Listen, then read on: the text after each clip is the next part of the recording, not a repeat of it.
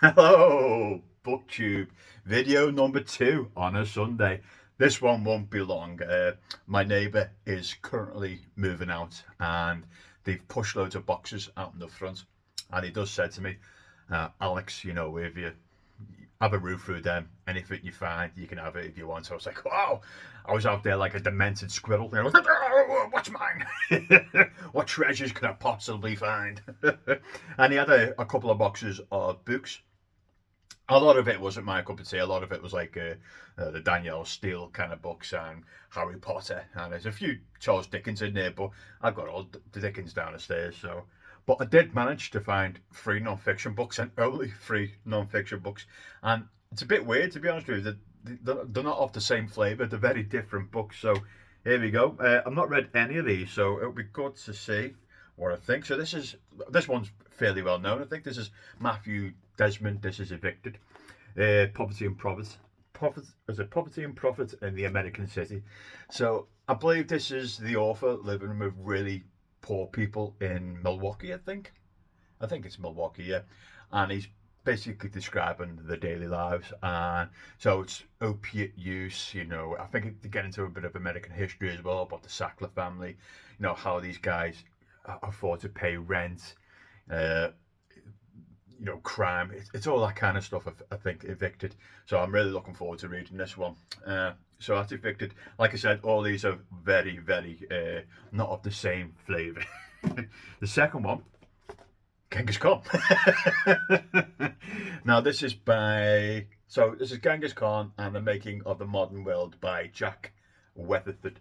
Now what I know of this book, I think it puts more of a positive side to the Genghis Khan. I think it does. From the back, anyway, it's really getting down to the positives, what came out of the Mongol Empire. So not only the brutality and the mass murder that the the Mongols committed, it was also talking about the modern routes. I think the trade routes and all that they built, didn't they? So it's how they changed civilization, the Mongols, and it really talks about the positives of Genghis Khan. So that's that one. And lastly is my pathetic attempt to try and understand physics. This is Neil deGrasse Tyson. So it's the book's Origins, 14 billion years of cosmic evolution. The book is what it is. It's from the Big Bang to solar system creation. So if you don't know who Neil deGrasse Tyson is, I think Neil deGrasse Tyson's probably one of my favourite science communicators out there. I think he's boss. I think he might be the director of. It's a museum in New York. I'm blanking on the name right now. It's a planetary museum. I could be wrong, but yeah. But I devour these books anyway, even though I probably not understand all of it because I've got a lot of. I got Brian Cox, but Lawrence Krauss, and Michio Kaku. I've got quite a few of. And Carl Sagan. So I've got a few, what are they called? Astronomers.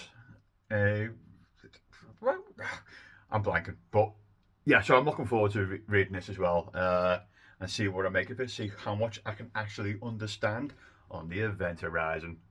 So yeah, I promise you this is going to be a short book, a short video. I might go rooting out there later to see if I can find any more stuff, to be honest with you. See if we can find any more gold out there that my neighbours are kicking out. But yeah, and that's it. Thanks for watching. See you later, BookTube.